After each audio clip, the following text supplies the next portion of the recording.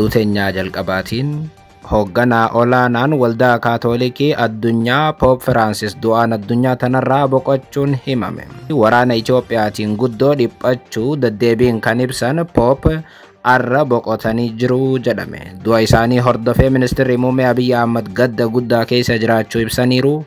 Gabaasa bal'aa isin biraan geenya.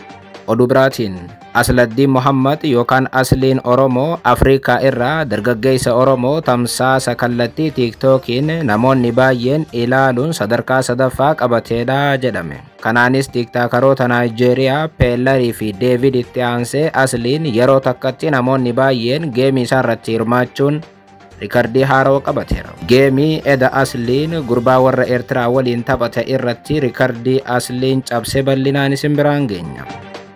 Oduu biraatiin garee wayyaanee tasuma Walqaayixitti akka hin deebine godhuudhaaf qophiidha jechuun godinni Walqaayit dhaadate. Tibbana waraana guddaa kan leenjifatan humnoonni Amaaraa kan Walqaayit keessa jiran wayyaanee faana ammas lola gaggeessuudhaaf qophiidha jechuun dhaadataniiru. Bal'inaan isin biraan geenya. Oduu biraatiin daandiin qilleensa Itoophiyaa balallii gara buufata xiyyaaraa idil addunyaa Naayijeeriyaatti taasisu yeroodhaaf akka addaan kutuu beeksise. Sababni maal ture? Gabaasa bal'aa isin biraan geenya. Akkam jirtu daawwattootaaf hordoftootaan Olee Global Media. Oduuf odeeffannoo keenya guyyaa irraa tokko jennee jalqabneeti jirra. Odeeffannoo keenya ijoo isaan madhageessan guutuu isaa isin biraan geenya. Haga xumura sagantaa keenyaatti dhaggeeffachuun yaada qabdan gara koomentiitiin nuuf barreessaa. Viidiyoon keenya namoota hedduu biraa akka dhaqqabuuf immoo like, share, subscribe godhuun dagatinaa isiniin jenna. Kallattumaan gara gabaasa bal'aattiin isin qajeelcha. Oduu teenyaa jalqabaatiin hoogganaa olaanaa waldaa kaatoolikii addunyaa Poop Firaansis du'aan addunyaa tanarraa boqotan. Addunyaa gubbatti dhiibbaa cimaa namoota uuman keessaa tokko kan ta'ee fi waraana Itoophiyaatiin guddoo dhiphachuu deddeebiin kan ibsan Poop arra boqotanii jiru jedhame. Du'a isaanii hordofee ministeerri muummee Itoophiyaa Abiy Ahmad gadda guddaa keessatti akka argaman ibsan. Ji'oota dura miidiyaan biyyaalessaa EBC'n du'a farrisee fi kan ture gaggeessaan amantaa kaatoolikii Poop dhukkuba yeroo dheeraadhaaf irra ture booda arra boqochuun himameera. Poop Firaansis hoogganaa waldaa kaatoolikii addunyaa yoo ta'u, addunyaa waraanaa ammaa keessatti namoota nagaa lallabanii fi hedduudhaan jaallataman keessaati. Inni kan gaggeessu waldaa kaatoolikii addunyaa ta'us amantoota kaaniin illee namoota jaallataman keessaati. Waraana Israa'elii fi Hamaas gaggeessaniin miskiinonni Filisxeem duguugamaa jiru. Waraana mootummaan federaala Itoophiyaatii fi wayyaaneen gaggeessaniin miskiinonni Itoophiyaa dhumaa jiru jechuun yaaddawaa akka turan deddeebiin kan ibsan Poop akka boqote Vaatikaan ganama arraa beeksifte. Poop waggoota dura waraana hamaa Itoophiyaa keessa ture irratti yaada deddeebiin kennaa turaniin oduu gara Itoophiyaatii dhufu yeroo hunda yaaddooniin hordofaa jechuun eeksi gubbaatti barreessaa turan. Qormaata gama waraanaatiin dhufe keessumaa kan Itoophiyaa qoraa jiru akka hafuuf waamicha deddeebiin godhaa kan turan Poop Firaansis namni hunduu uummata Itoophiyaatiif akka kadhatus gaafachaa turaniiru. Kadhannaan Itoophiyaaf godhamu kamuu waldhibdeen Itoophiyaa keessa jiru wal kabajuudhaan marii fi marabbaadhaan karaa nagaatiin akka furamu deddeebiin hubachiisaa turan. Abbaan amantaa du'aan addunyaa tanarraa boqotan. Itoophiyaadhaaf nageenyi akka bu'uuf namni haala kanaan kadhachaa turan kun ji'oota dura guddoo dhukkubsachuu isaanii hordofee miidiyaaleen akka EBCT fi Amico yookaan miidiyaan naannoo Amaaraa akka du'eetti gabaasaa turuun ni yaadatama. Garuu boodarra abbaan amantaa kun akka hin duune akkasumas immoo dhukkubni akka itti cime erga ibsamee booda EBC'n dhiifama gaafatee turuu gabaasuun keenya ni yaadatama. Poop Firaansis erga EBC faan du'a itti farrisanii ji'a tokko booda dhukkubni isaanii itti cimuun umrii isaanii waggaa 88ffaatti boqotanii jedhame. Abbaan amantaa kun dhibee daranyoo sombaatiin akka qoramaa turan himame.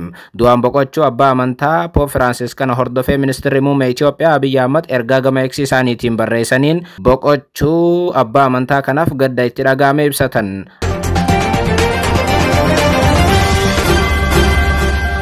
Oduu itti aanuun Asladdiin Muhammad yookaan ammoo Asliin Oromoo Afrikaa irraa dargaggeessa tamsaasa kallattii TikTokiin namoonni baay'een ilaaluun sadarkaa sadaffaa qabateedha jedhame.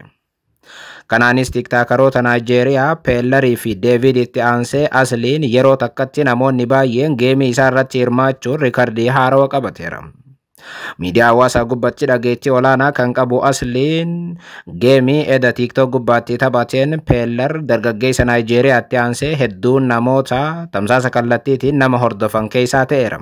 Haaluma kanaan halkan edaa tapha TikTok gubbaatti taphatameen Asliin gurbaa warra Eertiraa Idris jedhamu injifatee turuun ijoo dubbii ture.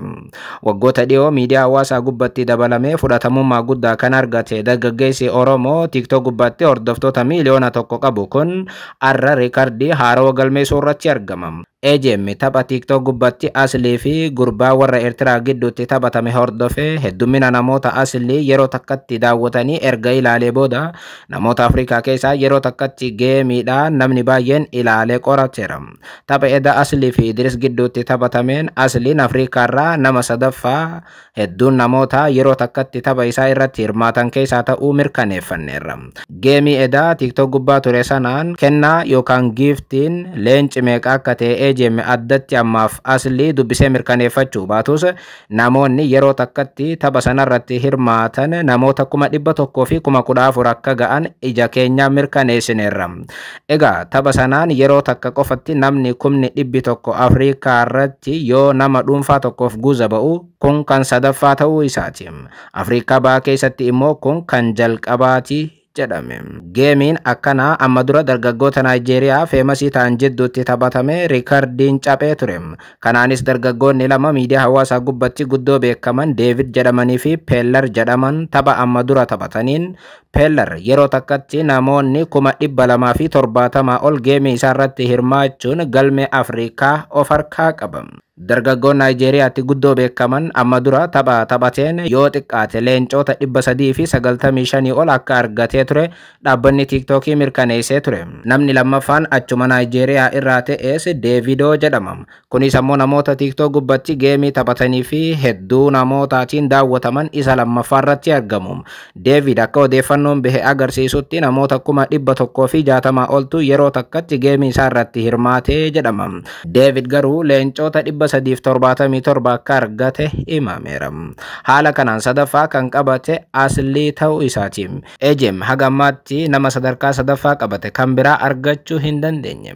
Kanaanis Asliin tamsaasa kallattii irratti nama 100,000 caaluun daawwatame sadarkaa sadaffaa qabachuu isaati. Waggoottan 8 ol hojiirra kan jiru dhaabbanni miidiyaa hawaasaa guddicha addunyaa tanaa TikTok namoota hedduudhaaf bakka biizinasii ta'eera. Faallaa isaa garuu hedduudhaaf qormaata ta'aa dhufeera. Namoota baay'een bakka arrabsootiif baalagee godhatanis hedduun garuu TikTokii jireenyaaf fayyadamu. Dargaggoonni yuutuubii dabalatee miidiyaalee hawaasaa biroo biizinasiidhaaf akka itti fayyadaman ni gorfamu.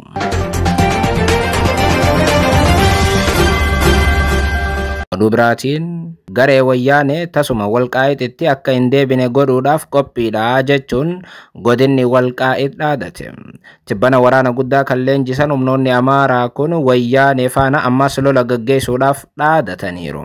Bulchiinsi Walqaayit Tsagadee humnoota Amaaraatiin durfamu ibsa TPLF tibbana baaseef deebii laateen nageenya ajandaa keenya kaleessaa arraatii fi boruu ta'uu hubachuun gaariidha jedheera. Wayyaaneen dhimma Walqaayit ilaalchisee ebla 10 ibsa akka baafte hubachuu dandeenyeerraa kan jedhu gareen Amaaraa Walqaayit qabatee jiru kun TPLF akka garee nagaa eegduutti of dhiyeessee hojii nagaa fi misoomaa Walqaayit Tsagadee keessatti hojjetamaa jiru akka balaatti himateera jechuun yaadachiiseera.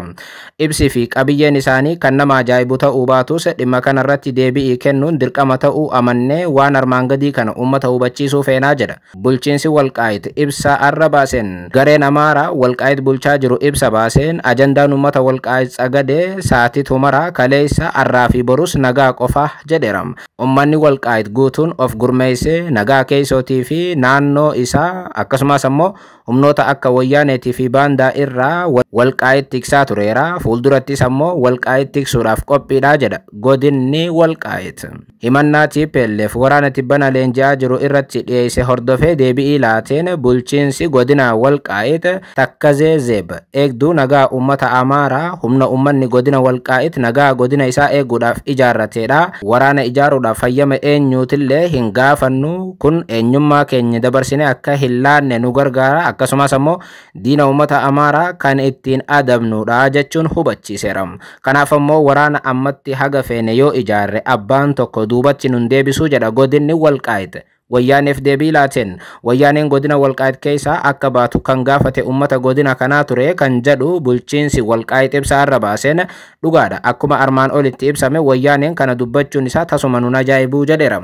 Kanaaf ammoo TPLF wanti barbaaddu ummata Walqaayit Tsagadee hambaa isaa irraa buqqisuu fi dhabamsiisuu akkuma baratame lafa Walqaayit Tsagadee hambaa ummata Amaaraa ta'e dhuunfachuudha jedha. Bulchiinsi godina Walqaayit kan humnoota Amaaraa yookaan naannoo Amaaraatiin hoogganamaa jiru. Kanaaf ammatti uummanni Walqaayit Tsagadee arraas akkuma kaleessa nagaaf bilisummaa isaa eeguuf seeraa fi heera irratti hundaa'uun ni hojjeta. Daangaa isaa eeguudhaas itti fufaa jedha bulchiinsichi. Ammatti Walqaayitiin walqabatee gaaffiilee TPLF dhiyeessu tasuma akka hin fudhanne bulchiinsi godina kanaa hubachiiseera. Lafti naannoo Amaaraa amma booda Tigraay harkatti hin deebitu. Qaamni immoo kana deebisuudhaaf socho'e immoo isas balaatu eeggataa jedhe. Bulchiinsi Walqaayit tibbana waraana leenjifachaa jiru. Haalli kun naannoo Amaaraatii fi naannoo Tigraay gidduutti ammas waraana biraa dhaluu akka danda'u tilmaamameera.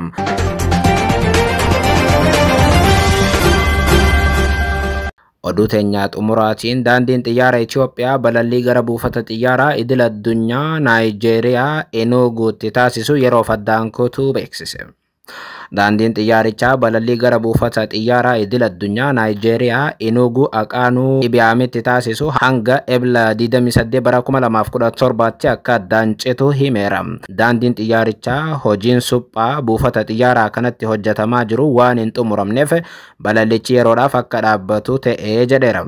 Daandiin xiyyaarichaa kun sababa balalliin kun haqameen rakkina maamiltoota isaa irra ga'eef dhiifama kan gaafate yoo ta'u, murteen kun nageenya maamiltoota isaa eeguudhaaf akka ta'e fuula miidiyaa hawaasummaa isaa gubbatti beeksiseera. Maamiltoonni gaaffii yoo qabaatan karaa bilbila keenyaatiin nu gaafadha jechuun hubachiiseera. Yeroo gaarii.